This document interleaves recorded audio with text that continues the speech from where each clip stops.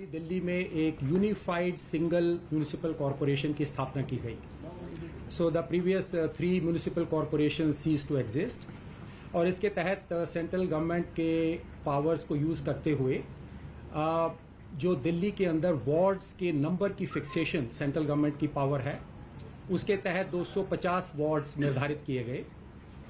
And hence the delimitation for Delhi became necessary. ये delimitation की exercise normally एक बहुत लंबी एक्सरसाइज होती है, but as all of you know the task of all constitutional authorities which have been mandated with the conduct of elections is that we have to ensure that the time period where there is a vacuum in the electoral representation, that vacuum has to be minimized. And accordingly, हमने बहुत timely time bound action लेते हुए वो सारी delimitation की process को पूरा किया और उसके बाद जो इलेक्टोरल मैनेजमेंट के वेरियस एस्पेक्ट्स होते हैं, जिसमें पोलिंग स्टेशंस को रीड्रॉ करना पड़ता है, जो वोटर लिस्ट है असेंबली कॉन्स्टिट्यूएंसीज की उसको ट्रांसफॉर्म करना पड़ता है वार्ड्स में, और बाकी सारे जो प्रोसेसेस हैं, ईवीएम्स की एफएलसी होती है एंड दी पोलिंग पार्टीज को बनाया जाना होता है, वो सारे काम को एक टाइम बाउंड मैनर में कंप्लीट करते हुए आज हम इस सिचुएशन में हैं कि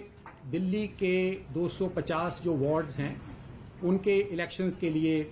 हम लोग अब फुल्ली प्रिपेयर्ड हैं।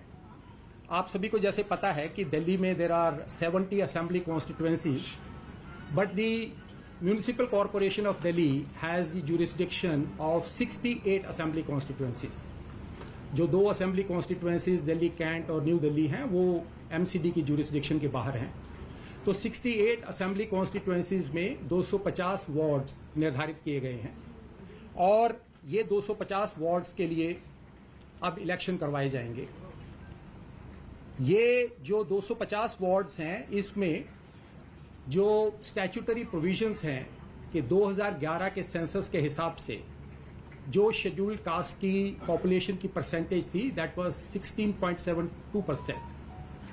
उसके हिसाब से 250 वार्ड्स में से 42 सीट्स को एससीज के लिए रिजर्व किया गया है और वहीं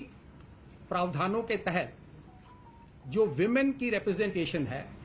जिसमें की स्पेसिफिक प्रोविजन है कि not less than 50% of the reserve seats and also not less than 50% of the remaining seats. उसके तहत out of the reserve seats 21 seats को विमेन के लिए रिजर्व किया गया है एंड अदर सीट्स में से 104 सीट्स के लिए विमेन के लिए रिजर्वेशन की गई है। ये रिजर्वेशन ऑर्डर ऑलरेडी इशू हो चुका है और इसके तहत आगे की प्रक्रिया पूरी की जाएगी। 42 आउट ऑफ 250 और 42 में 21 for women which obviously will be SC women and out of the remaining 104 reserve for women. जैसा कि आपको पता है कि state election commission of India के रूल्स को अडॉप्ट करता रहा है, उसी तरह से इस बार भी हमने इलेक्शन कमीशन ऑफ इंडिया के जो रूल्स हैं, इलेक्टोरल रूल्स, जिसमें कि 1/1/22 की क्वालिफाइंग डेट है और जो भी उसके नेसेसरी सप्लीमेंट्स अब तक बने हैं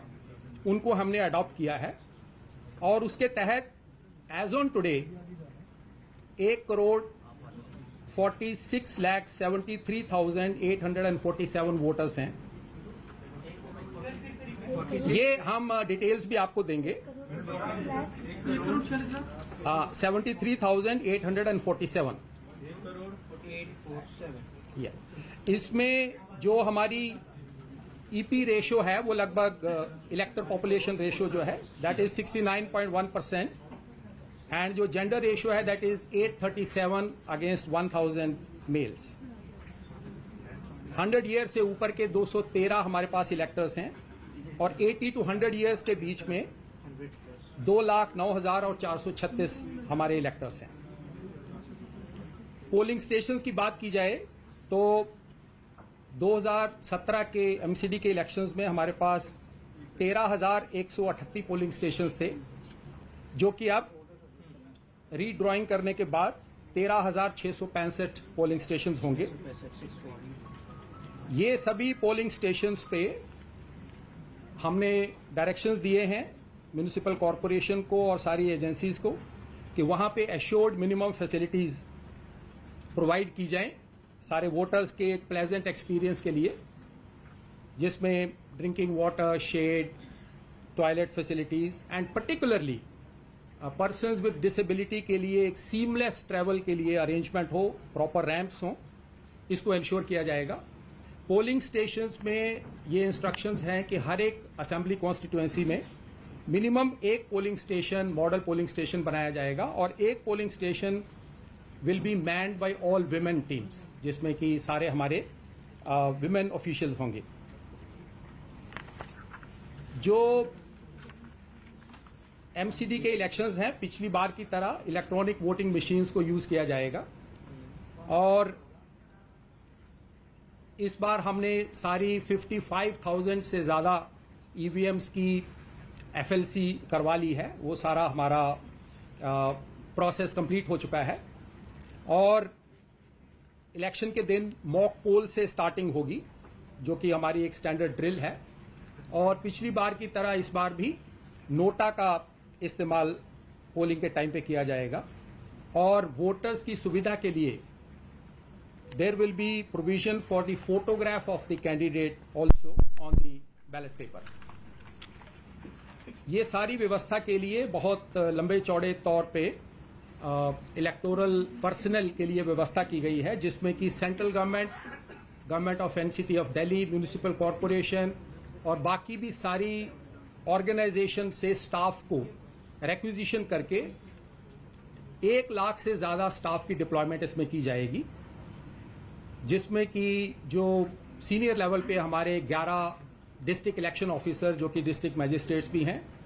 सारे पुलिस के डीसीपीज और उनके स्टाफ, रिटर्निंग ऑफिसर 68 होंगे हर असेंबली कॉन्स्टिट्यूएंसी वाइज एक, और उनके नीचे जितने भी वार्ड्स आएंगे उनके लिए एक एक एआरओ की व्यवस्था होगी। सो 250 एआरओज होंगे। हमने 2000 से ज्यादा सेक्टर मजिस्ट्रेट्स की अपॉइंटमेंट का प्रावधान किया है, जो फील्ड में जाके सारी सिचुएशन को देखेंगे और सारी निगरानी रखने के लिए जनरल ऑब्जर्वर्स हर असेंबली कॉन्स्टिट्यूएंसी में एक 68 जनरल ऑब्जर्वर्स और 68 एक्सपेंडिचर ऑब्जर्वर्स को हमने नियुक्त किया है। ये सभी जगहों पे वीडियोग्राफी का अरेंजमेंट किया है ताकि सारी इवेंट्स को कैप्चर किया जा सके और elaborate security arrangement, law and order arrangement, deployment of forces की व्यवस्था की गई है।